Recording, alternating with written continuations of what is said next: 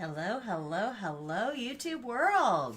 It's Miss Patty with For Your CNA, and we are here for our twice a month live CNA game show where you can compete for prizes and great prizes and for bragging rights on knowing the answers to 15 test-like questions.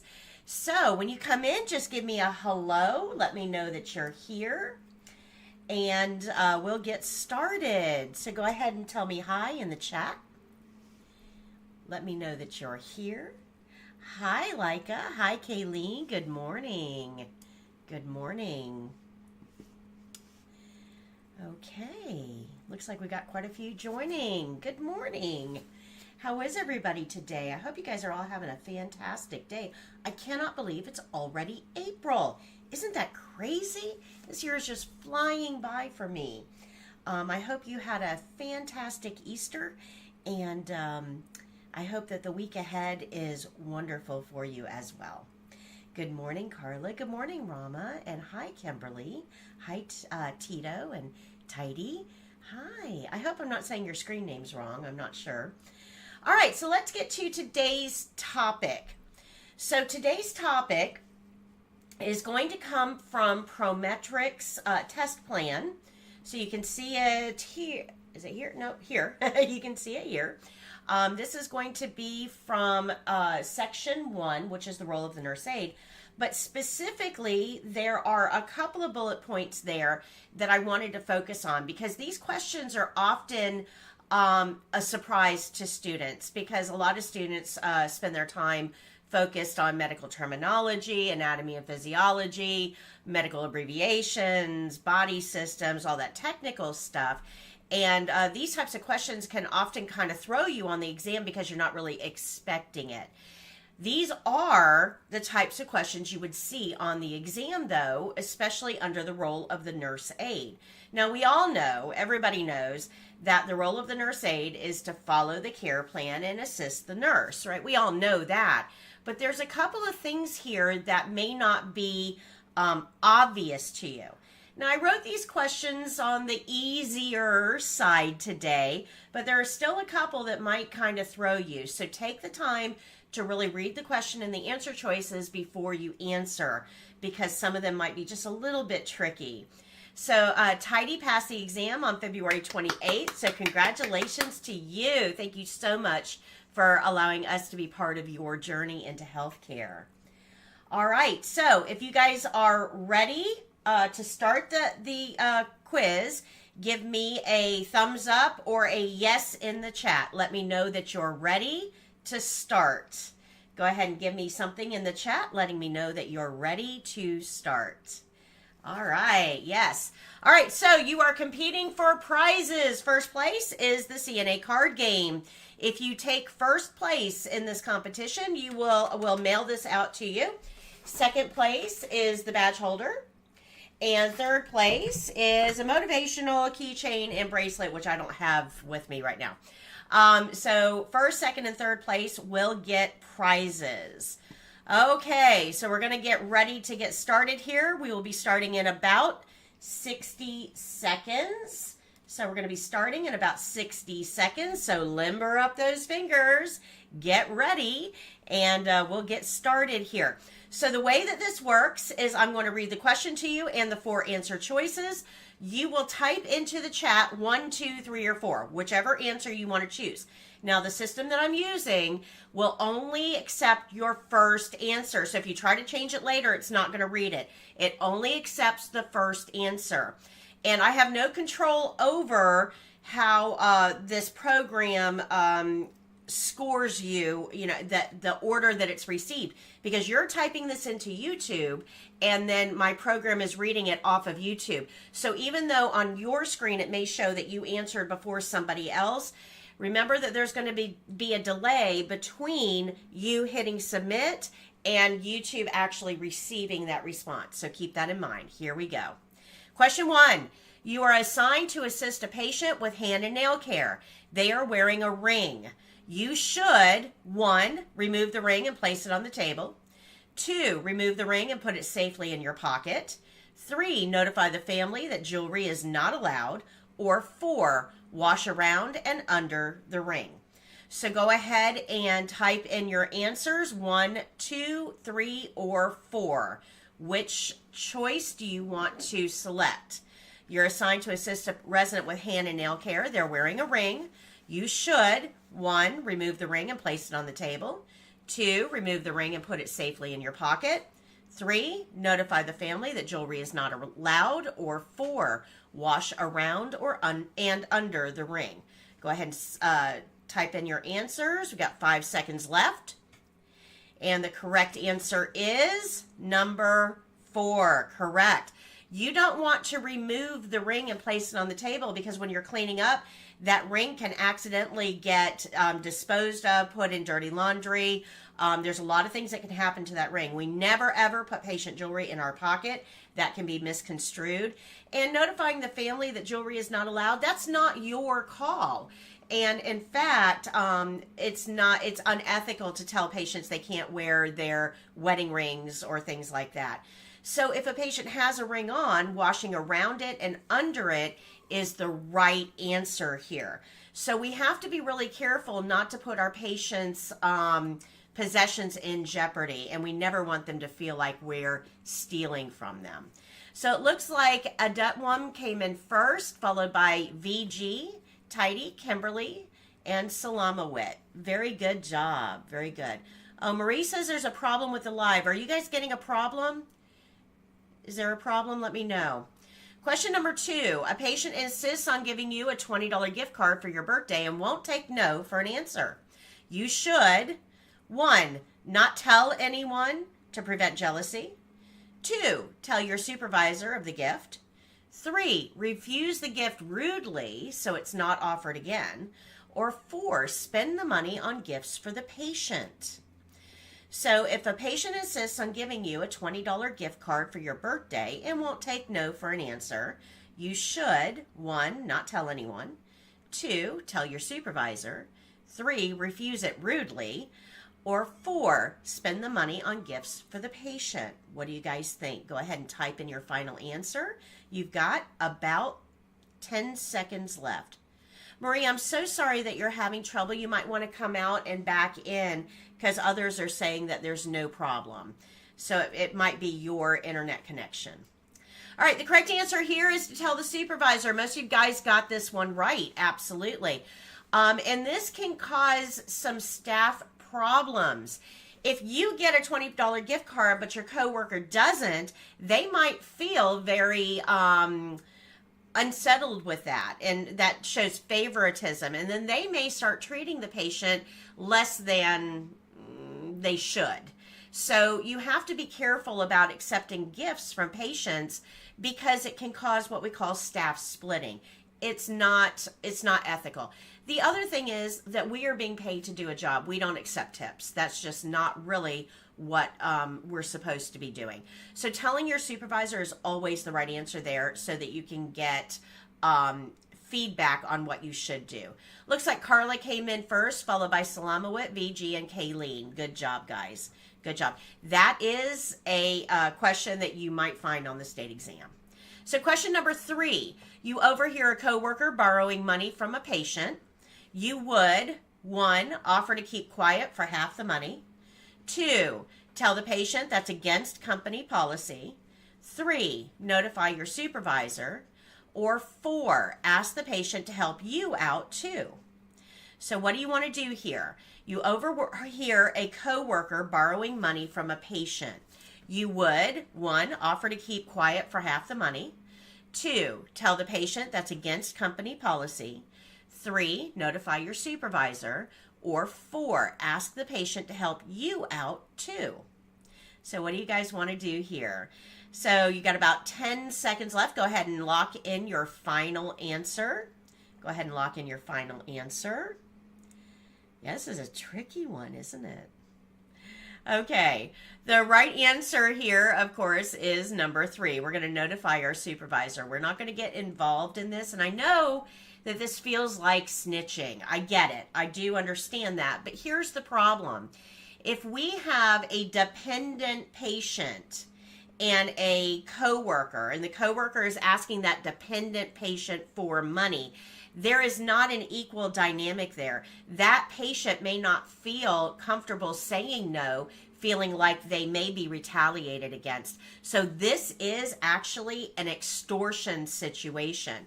Now, we definitely don't want to offer to keep quiet for half the money, because that's just putting you involved in the extortion. That's not a good idea. And we don't want to tell the patient it's against company policy, because that's not really our role. So Carla came in first on that one, followed by Carolina, VG, and Salamawit. So good job, guys. Good job on that one. I know that one's a little tricky, isn't it? Some of these are, because they're ethics questions, some of these are going to be a little bit tricky. So question number 4. You are assigned the following tasks, which should be completed first. 1, answer a call light. 2, pass food trays to patients. 3, turn an immobile patient. Or 4, take vital signs.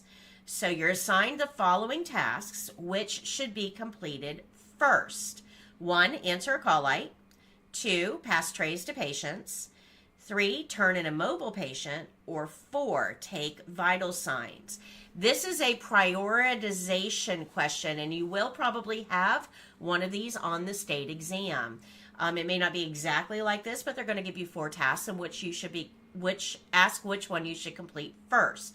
So you have to be able to rank tasks in order of importance. So which is more important? 1, answer a call light. 3, pass food trays. 4, turn an immobile patient, or take vital signs. And yeah, the right answer here is certainly answering call lights.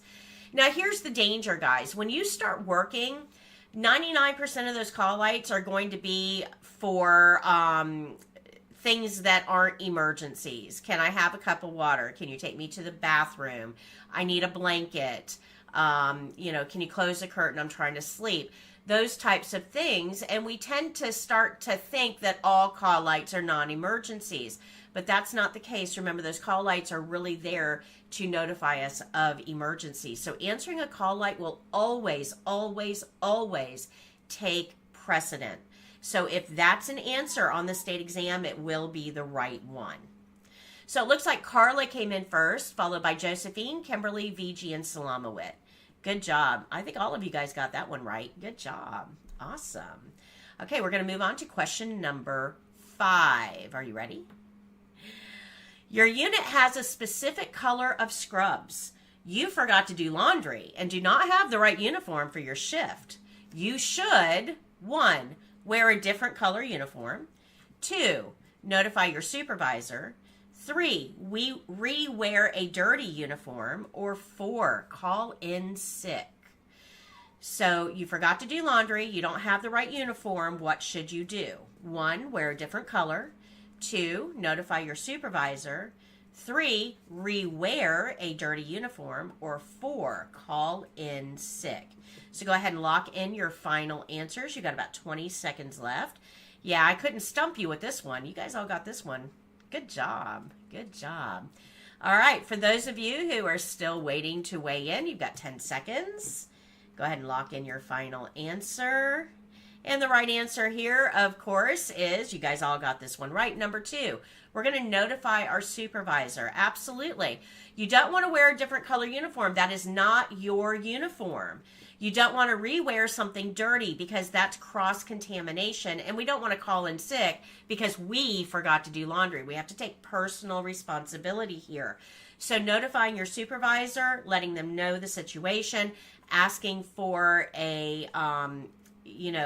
basically, I messed up, I didn't do my laundry, I can come to work, but I'll be in a different uniform, and let them make that call, not you. So again, we want to defer to our supervisor. You guys all got that one right. I thought that was going to be trickier for you.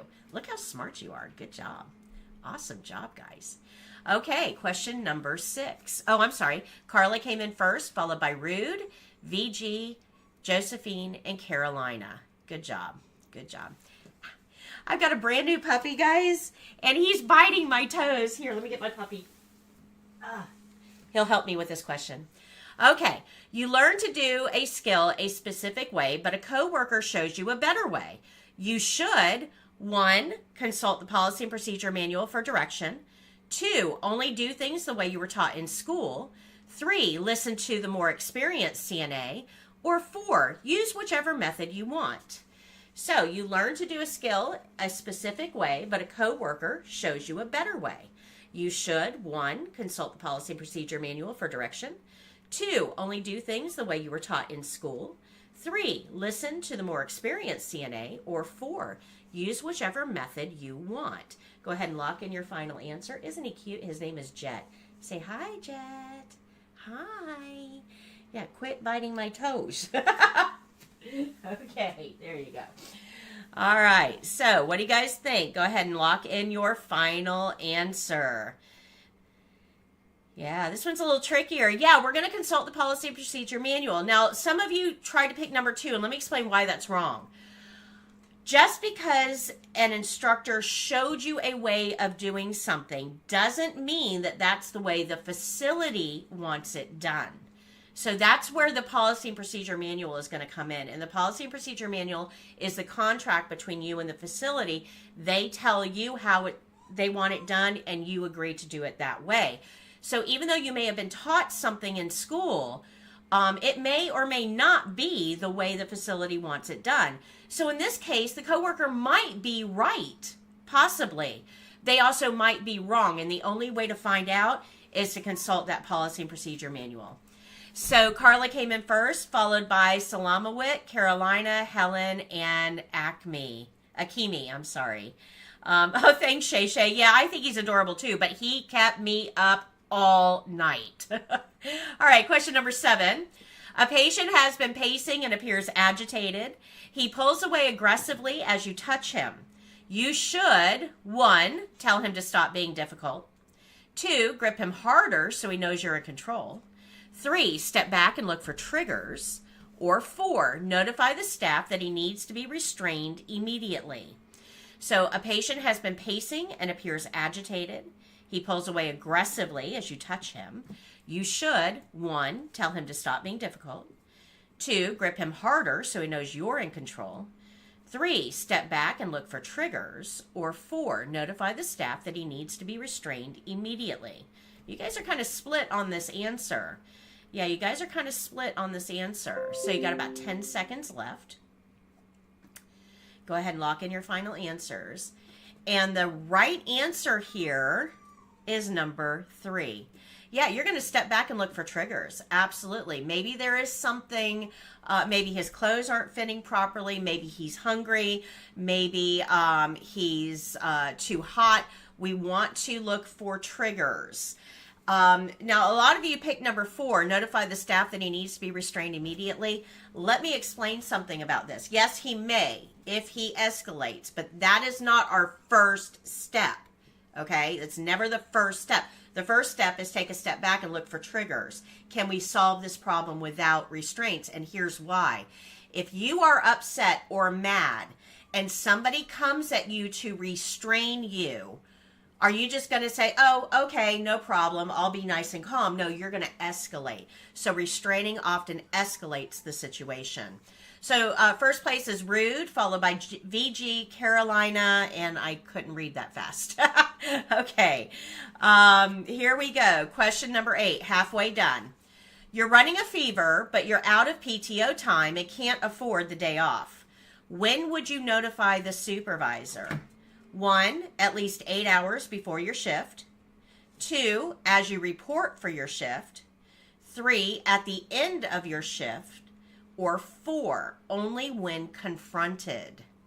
So you're running fever, you're out of PTO time and can't afford the day off. When do you notify the supervisor? 1, at least 8 hours before your shift. 2, as you report for your shift. 3, at the end of your shift. Or 4, only when confronted. So what do you guys think? Go ahead and lock in your final answers. Lock in your final answers. And the correct answer here, and this is a question that you may find on the state exam. So, because this is a problem out there. At least 8 hours before your shift. That is correct. You don't want to report for work with a fever. That doesn't give them any time to find a replacement. And that means that you're exposing all of those patients. You don't want to wait until the end of the shift because you've exposed all of your patients throughout the entire shift. And you don't want to come clean only when confronted, because that shows an appalling lack of concern for the patients you're caring for. So the right thing to do here is recognize that regardless of whether you have PTO time, that has no bearing on this. If you're running a fever, your responsibility is to give your supervisor as much notice as possible to find a replacement. That's what's going to keep your patients and your coworkers safe. Akimi came in first on that one, followed by Carla, Leica, Josephine, and Marie. Good job. Good job. Judy says, good morning, Nurse Patty and all. I did my state exam last week. And I aced it. Congratulations. Okay, number 9. A coworker is fighting on the phone with their spouse and asks you to cover for them. After 30 minutes, she still hasn't returned. You would, 1, go find her, leaving your patients unmonitored.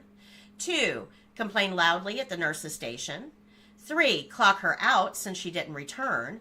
Or 4, notify the nurse. So coworkers fighting on the phone with their spouse and ask you to cover. After 30 minutes, they still haven't returned. You would, 1, go find her, leaving your patients unmonitored. 2, complain loudly. 3, clock her out since she didn't return. Or 4, notify the nurse. Now, this happens way more often than you would think. This is a real world scenario, because often when we get all caught up in conflict, we lose track of time. So what would you do here? What would you do? So the right answer is, most of you got this one right, number 4. Very good. Very good. Yeah, you're going to notify the nurse because those patients are uncovered and you are unable to handle both assignments, right? So things are going to get missed. Patients aren't receiving the care that they're paying for. So be really careful. We don't want to leave our patients unmonitored. We don't want to just complain loudly about it. That doesn't solve the problem. And we definitely don't want to clock her out. You never clock anybody in or out. That is their personal responsibility. So we want to be careful never, ever, ever to choose an answer like that. So on the state exam, don't click on or don't select clock anyone in or out. That's an automatic trigger. Okay, so good job on that one. Josephine came in first, followed by Rude, Carolina, VG, and Salamawat. Very good. And I'm so sorry if I'm saying these screen names wrong, guys. I'm doing what I can here. My toes are being eaten right now. Okay, here we go. You're caring for an end-stage dementia patient who is unresponsive. So that means that they're basically comatose. They're not, taking in any input. They're not responding. So you should, 1, tell her everything you're doing. 2, remain silent. 3, have a discussion with a coworker. Or 4, turn on the TV. So you're caring for an end-stage dementia patient who is unresponsive. You should, 1, tell her everything you're doing. 2, remain silent. 3, have a discussion with a coworker. Or 4, turn on the TV. What do you guys want to do? So unresponsive patients, what is our requirements for communication? Got 10 seconds left. Go ahead and lock in your final answers. And the right answer here, yeah, you guys got this one right. You did a good job. So the right answer here is number 1. Tell her everything that you're doing. Even though they're unresponsive, we have no idea what they are capable of taking in. And we should never put our hands on anyone, unless we are telling them what we're doing, unless they know what's happening. So even though they're unresponsive, it does not remove our obligation to maintain communication. So we do this with responsive patients. We explain what we're doing. We never touch anybody unless they know what our actions are going to be. But we have that same obligation regardless of their ability to respond or regardless of their ability to understand. So it looks like Carolina came in first on that one, followed by Rude, VG, Leica, and Vanessa. Good job, guys. Very good job. Very good job. All right, moving on to question number 11. We're almost done. There's 15 questions total. You enjoy listening to your music through wireless earbuds. During work, you should 1. Give your patients your full attention, no music. 2. Only listen to music if the patient is unresponsive. 3. Hide the earbuds under a headband. Or 4. Insist that you have the right to listen to music. So, this has to do with your rights. You enjoy listening to music through wireless earbuds. During work, you should 1. Give your patients your full attention, no music. 2. Only listen to music if the patient is unresponsive. 3. Hide the earbuds under a headband. Or 4. Insist that you have the right to listen to music. So what do you guys think? Go ahead and lock in your final answer. I'm sorry, Carla. I apologize that the signal's not good. All right, the right answer here is number 1. Absolutely. You guys all got this right. Give your patients your full attention. No music. Absolutely. You're being paid to care for the patient. You're not being paid to listen to music.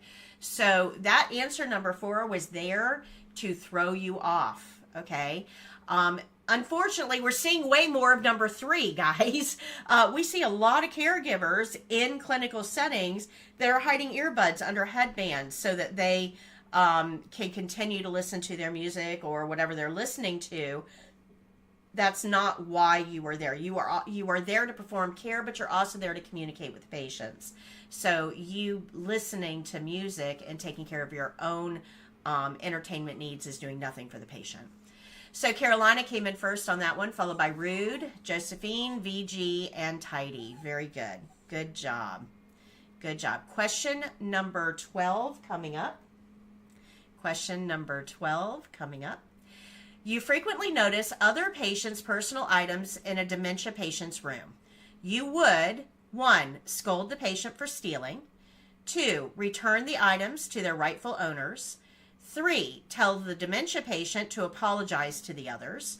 Or 4. Keep all doors locked during the day. So go ahead and lock in your final answer. You frequently notice other patients' personal items in a dementia patient's room. You would 1. Scold the patient for stealing. 2. Return the items to the rightful owners. 3. Tell the dementia patient to apologize to others. Or 4. Keep all doors locked during the day. Go ahead and lock in your final answer. Go ahead and lock in your final answer. Okay, right. Yeah, you guys all got this one right. Good job. Yeah, number 2. Absolutely. We're going to return the items to their rightful owners. Absolutely. We're not going to scold the dementia patient. That's not our job. We're not going to tell them to apologize. They probably don't have any awareness of what they're doing. And keeping the doors locked is a safety problem. So number 2 is the right answer. Guys, I do apologize. I'm going to have to take a really brief intermission. Give me about 30 seconds. I'm going to pause this program. Give me about 30 seconds. But my puppy is into something he's not supposed to be into. So hold on 1 second.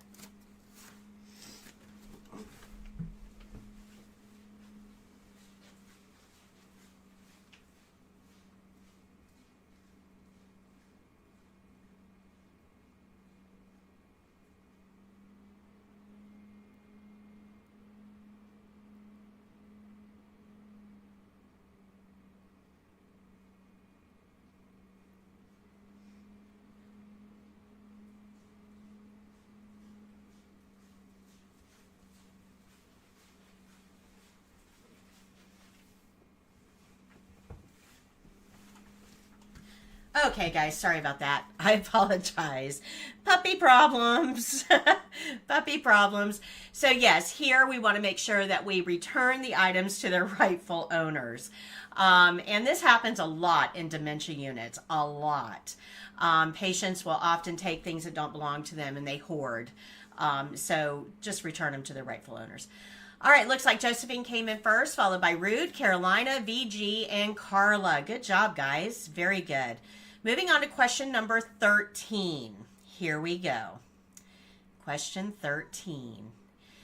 Just before the end of shift, a patient states that they are wet and need to be changed. You should, 1, tell them they have to wait. 2, change the patient before your shift ends. 3, tell the oncoming CNA it's their responsibility. or 4, notify the nurse. What is an appropriate answer here? Just before the end of shift, a patient states they're wet and needs to be changed. You should, 1, tell them they have to wait. 2, change the patient before your shift ends. 3, tell the oncoming CNA it's their responsibility. Or 4, notify the nurse. Go ahead and lock in your final answers here. Lock it. You guys are all good. Wow. I thought these questions were going to stump you a little bit more. Good job. Good job. So we see this a lot in a clinical setting at end of shift. So yeah, absolutely. You guys all got this wrong right. We're going to change the patient before the shift ends because patient comfort and safety is way more important than, a time on a clock. So if the patient needs to be changed and it's end of shift, then we need to change them. It's not necessarily the oncoming shift's responsibility. It all boils down to patient safety and comfort. So keep that in mind. Okay, good job on that one. Very good job. So number 14 coming up. So 2 questions left. Here we go. Number 14. Oh, hold on. It's thinking. Give me a second. And there we go. Oh, Carolina came in first on that one, followed by Rude, Josephine, VG, and Lillian. Wow, we got several people on today. Good job, guys. I'm so glad that you all joined me today. Very good. Okay, here we go. A patient you are caring for states they do not like you and wants another CNA. You should, 1, laugh and tell them there are no other CNAs. 2, scold them for being so mean. 3, ask them if there's something you can do differently. Or 4, trade assignments with another CNA. So a patient you are caring for states they do not like you and wants another CNA. You should, 1, laugh and tell them there are no other CNAs. 2, scold them for being mean. 3, ask them if there's something you can do differently. Or 4, trade assignments with another CNA. So go ahead and lock in your final answer. You've got about 15 seconds here. And I know when somebody tells us that they don't like us, we tend to get defensive. But that doesn't solve the problem, does it? So we want to be careful in how we react to situations like this. And the right way is number 3. Ask them if there's something you can do differently. Maybe you're too rough when you turn them over and you don't realize it, but they hurt when you turn them. Or maybe you aren't real good about providing privacy and that makes them uncomfortable. Or maybe they just don't connect with you on a personal level. In that case, we might be able to work on our communication. So we want to find out why they don't like us. And if we can't solve that, then certainly we would report it to the nurse. But the first thing that we can do is find out why and see if there's something in us that we can change to make this relationship work a little bit better rather than just leaving. So Rude came in first on that one, followed by Carolina, Tidy, Vanessa, and Josephine. Good job, guys. Very good. It's a close game. It's still anybody's game. Last question here. Last question. While providing care on an unresponsive patient, you accidentally pulled a catheter out. You should, 1, quickly reinsert the catheter. 2, leave it for the next shift to find. 3, document that you found the catheter dislodged. Or 4, notify the nurse immediately. Go ahead and select your final answer. While providing care on an unresponsive patient, you accidentally pulled the catheter out. You should, 1, quickly reinsert the catheter. 2, leave it for the next shift to find. 3, document that you found the catheter dislodged. Or 4, notify the nurse immediately. Yeah, you guys are all really good at this. Good job. So 10 seconds left. Go ahead and lock in your final answer and let's see how the scores go. Here we go. I hope you found this helpful to you. All right, right answer is yeah, notify the nurse immediately. We don't reinsert catheters. It's not in the scope of practice of the CNA. We certainly aren't going to leave it for the next shift to find. And we don't want to document that we found the catheter dislodged, because that's not true. We're the ones that did it. We didn't find it. We're the ones that did it. So that's not accurate. Notifying the nurse immediately, that is the correct answer here. We want to make sure that the patient is cared for properly. If we don't notify the nurse, then that situation is not going to be addressed, and the patient's the one that's going to suffer from it. So good job, guys. I think you all got that one right. Great job. All right, so let's see how we did on that question, and then we'll get our final scores. So Carolina came in first on that one, followed by Josephine, Rude, VG, Tidy, and Leica. Great job. All right, so final scores. This is what's going to determine who gets the prizes. Are you ready? Carolina came in first with 99, followed by VG at 97. Look how close that was. Josephine is in third place as well. So all of you get prizes, and I'm going to need you to give us some information. So give me just a second, and I'm going to type this in. And here we go. I need, whoops, where is it? There we go. Okay, to claim your prizes, you're going to send an email to foryourcna@gmail.com with your screen name, your real name, your mailing address, and what place you came in. And we'll mail out your gift this week. So again, that email address is foryourcna@gmail.com. So go ahead and make a note of that. And congratulations to all of our winners. Man, this was a really close one. Only 2 points separated first and second. So this is a really, really close one. So our first place winner is Carolina, who got the card game, and VG is going to get the badge holder. Josephine will get a motivational keychain and bracelet. So great job, guys. You guys did fantastic. I'm so proud of you. Now, I hope you found this helpful. If you did, give me a thumbs up or hit that heart button for me. And we do this on the first and third Wednesday of every month. Now, the last one I had to skip because I was super sick, and I had to take that one off. And I do apologize. I don't do that very often, but when I'm sick, I can't talk, I can't do this. But we do this on the first and third Wednesday of every month. So 2 weeks from now at 11 a.m. on Tuesday, we'll be right here doing another episode of the game show. I'll have 15 different test-like questions, and this is a really fun way for you guys to get ready for the written part of the state exam, or just challenge yourself and see if you know what to do in challenging situations. So we do appreciate all of you for joining us. Rude says, so close. Thank you, Nurse Patty. I passed my CNA last Thursday and had all questions right. Thank you so much for your videos. Congratulations. Oh, I'm so proud of you. I wish you had some videos for phlebotomy and EKG, LOL. Yeah, unfortunately, Rude, I do have some for phlebotomy on my channel. They're a little older, and you really have to kind of search for them, but I do have some on there. I used to teach EKG too, and that's something that I'll be putting up later to help you guys with those challenging topics as well. So stay tuned. It is coming. Marie, I'm so sorry that you didn't see your name. I know you had some connection issues, so maybe it just did not connect. Oh yeah, you came in 13th. Marie, you came in 13th, but those connection issues can affect that. All right. So we are, Carolina, congratulations, very good. So we are going to wrap up today's episode. Thank you so much for joining us. Tune in tomorrow.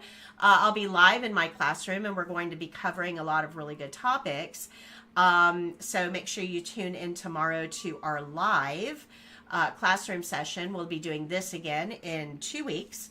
Hope to see you there. Leica says, hi, Miss Patty, can you refer me to a YouTuber RN who is good like you by teaching people for the NCLEX?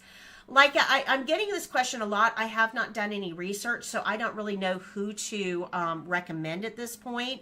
But I will look into this as soon as I'm able to, because this is a question I'm getting a lot. So if you are a YouTuber that's helping people with the NCLEX, feel free to reach out to me and let me know so that maybe we can refer some of our students onto you as well. So if you are a YouTuber that specializes in NCLEX, reach out to me.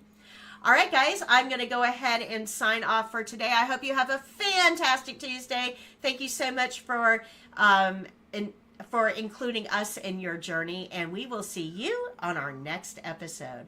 Until next time, happy caregiving. Bye.